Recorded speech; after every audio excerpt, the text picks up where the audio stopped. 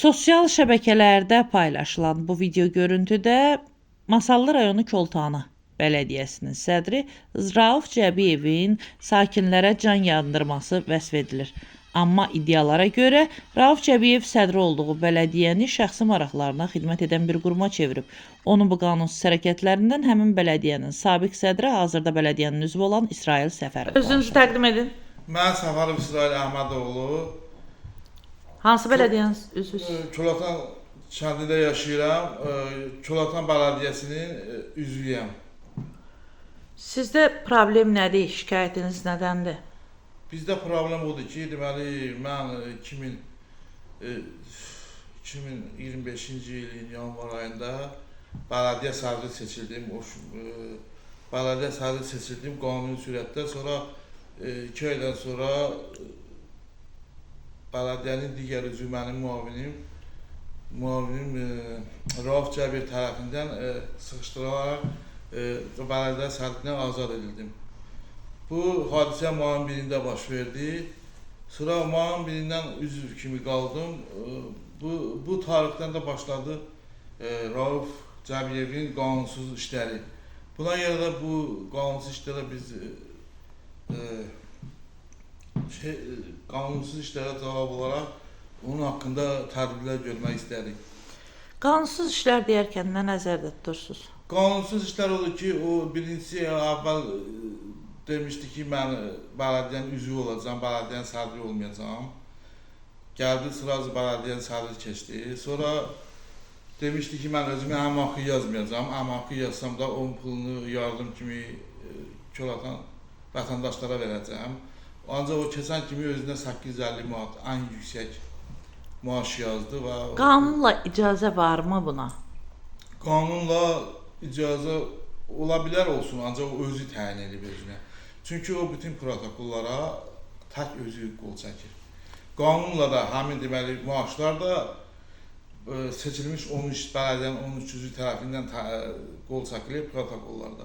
O da ki, heç kimi orada çağırmayıb, tək özüdür. Özünə laf mühümmat da yaza bilər, çünki qolları özü çəkir. Məsələn, gəlib məndən soruşma ki, gərək iclas olsun, cəmaatı yığsın ki, cəmaata desin, o da bir nəfər də ona məsələn eləsin, əks cavab etsin, ancaq o tək başına qol çəkdiyi üçün özünə mühümmat da yaza bilər. Məsələn, təkcə mənim yerimdə özləri mənə dedilər, 9 dənə protokola qol çəkiblər. Yəni iclaslarla bağlı olan? İclaslarda özü güya, heç iclas olmayıb. Vəbşə o şeyə gələndən 13 nəfər heç vaxt yığılmayıb, heç vaxt. 1-2 nəfər, bir nəfər özü olub. Sonra onu məsələn bizi ali saatlayam, mən iqtisadçıyam, 25 il dövlət qulunda işləmişəm. Bizi oradan uzaqlaşdırıb, müavini də işdən çıxar, onu da oradan uzaqlaşdırıb. Bu da ali saatdır. Özü istədiyi adamları gətirib ora iş təyin edib. Baxın, may ayından üzü bu yana, yəni biz bir çox saytlarda bu bələdiyyə sədri ilə bağlı negativ xəbərlərə rast gəlirik və orada çox güclü iddialar səsləndirilir. Məsəl üçün, torpaq sahələrinin satılması ilə bağlı, bununla bağlı istəyirdim, icarəyə verilməsi ilə bağlı, bununla bağlı istəyirəm bir bizə açıqlama verəsiniz. Yəni, bax, o icarə qaydası necə olmalıdır və hal-hazırki bələdiyyə sədri onu necə edib ki, bunu siz qanunsuzluq hesab edirsiniz? Mən 2007-ci ildə cənab prezidentin fərmanı var, bələdiyyə torpaqları icarəyə verməsi ancaq hərrac yolu ilə olmalı.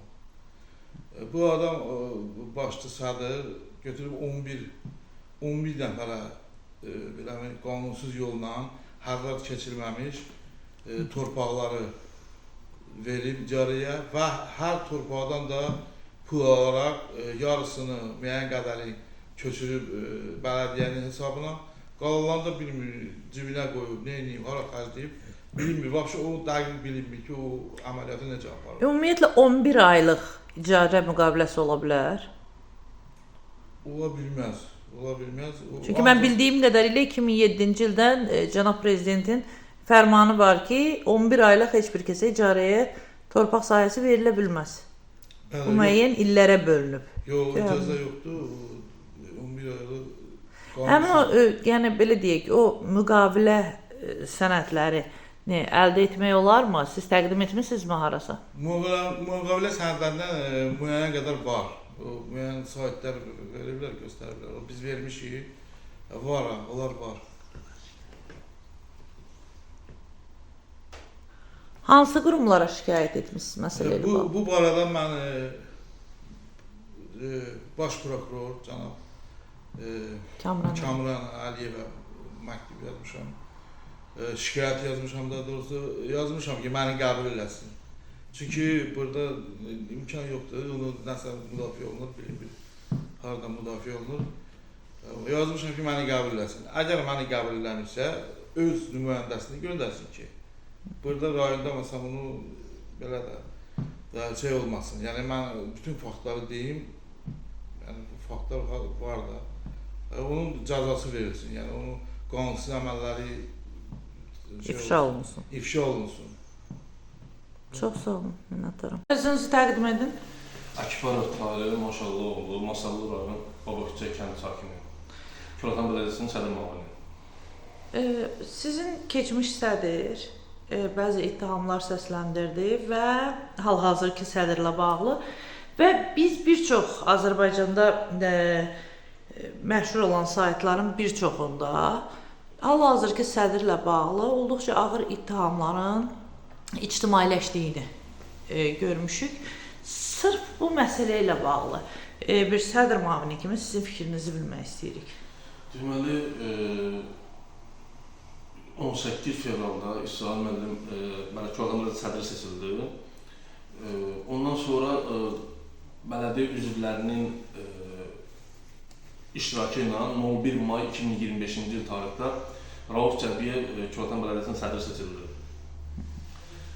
Rauf Cəbiyev Küratan Belediyəsinin sədri seçiləndə vətəndaşlarla görüş zamanı bildirdi ki, heç kimdən rüşvət almayacaq, saxta iş görməyəcək. Amma mən onunla 4 ay işlədim. 4 ay ərzində gördüyü işlər hamısı mənim gözümün qabağında oldu və mən də ona bunları dəfələrlə irad bildirdim. İclas keçirtmirdi, vətəndaşlarla saxta müqavilə bağlayırdı və mən bunları ona irad bildirdim. Bu gördü ki, mən bunları buna irad bildirirəm, müxtəlif yollarla məni oradan uzaqlaşdırdı.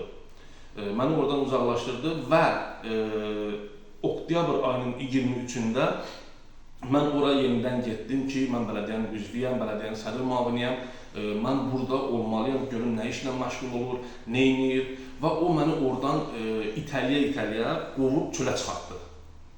Yəni, bax, bu əməli ilə bağlı hara müraciət etdiniz? Deməli, mən müvafiq orqanlara, məsələn, Azərbaycan Baş Prokurorluğuna, Azərbaycan Ədliyyə Nazirliyinə, korrupsiyaya, Azərbaycan Respublikasının Prezident Administrasiyasına bir çox yerlərə müraciət etmişəm. Cavablar gəlib mi? Bəli, cavablar gəlib. Prokurorda hal-hazırda araşdırma gedir, ədliyyədə hal-hazırda araşdırma gedir. İnşallah ki, ayın 7-si Cənab Nazirimiz masalda olacaq və onun qəbuluna da girəcəm. Küratan Belediyəsinin sədri Rauf Cəbiyevin özbaşınalıqları haqqında onlara lazım məlumatları verəcəm. Torpaq icarəsi ilə bağlı ən çox bugün yəni burada müzakirə olunan məsələ qanunsuz icarəyə verilən torpaqlardır. Bəli. Şahidi olmusunuzmu bunun? Bəli, olmuşam bunların şahidi. Deməli, Masallı rayon Küratan Belediyəsinin sədri Rauf Cəbiyev 7 kəndin bələdiyyə sədridir. Və 7 kənddə burada müxtəlif insanlara 11 dənə saxta müqavilə verib. Saxta müqavilə verib, bəzi insanlar pulu, məsəl üçün, hesabı ödəyib. O da saxtadır, o da düzgün bir yol deyil. Və bəzi insanlar da əlbəl ona, məsəl üçün, rüşvət kimi pulu verib. Saxta olmasını, bax, bir dənə onu açıqlayın ki, bizim izləyicilərimiz də bilsin ki, niyə deyirsiniz ki, saxta yolla verilir? Belə deyək də, bələdiyyədə, məsəl üçün, icarəyə verilən torpaqlar hərrac yolundan verilir. Amma burada hərrac olmadı, məsəl üçün, reyestr xidməti gəlib kadastr bunun şəklini çəkməlidir, bunun üçün kupça çıxmalıdır. Ondan sonra vətəndaşa bu torpağı bələdiyyə üzvlərinin iclasından sonra, bu səs çoxluğundan sonra bu hansısa bir vətəndaşa icra verir. Amma bu heç bir bələdiyyə üzvünün xəbəri bundan yoxdur. Bu oturub öz başına bilirəm müqavilələr cəzmaları elədi 11 aylıq. Bu da ki, Azərbaycan Respublikasının bələdiyyə sistemində belə bir şey yoxdur. Belə bir müqavilə Azərbaycanda yoxdur, olmuyor. 2005, 2007, 2006 alqı-satqı müqavilələri var, vətəndaş həyətyanı torpaq sahəsi. Bu torpaq sahəsi, məsələn, vətəndaş gəlir, kupça çıxartmaq istəyir onun üçün, çıxarış. Asan xidmətdən onlara bir arayış verirlər ki, bunu gelin Küratan bələdiyyə sədri bunu doldursun və siz də ondan sonra gəlin çıxarış verək. Rauf Cəbir deməli, bu arayışı vermək üçün, məktub formasında vermək üçün vətəndaşdan 500 manatdan 1000 manata kimi rüşvət tələb edir. Deməli, kim verdi, alırdı o arayışı, kim vermirdi, almırdı. Onları yalandan istiqamətləndirirdi asan xidmətə, get asan xidmətdə filan sənədi təsdiqlə, ondan sonra gəlsin, mən sənə arayış verəcəm. O da onu bilirdi ki, bu mümkün deyil. Asan xidmət heç vaxtı alqı-satqı növbəsində onu təsdiq eləməyəcək. Eləməyəcək və bu yolla o bəzi vətəndaşlar ki, pulu olmayan vətəndaş o arayışı ala bilmirdi.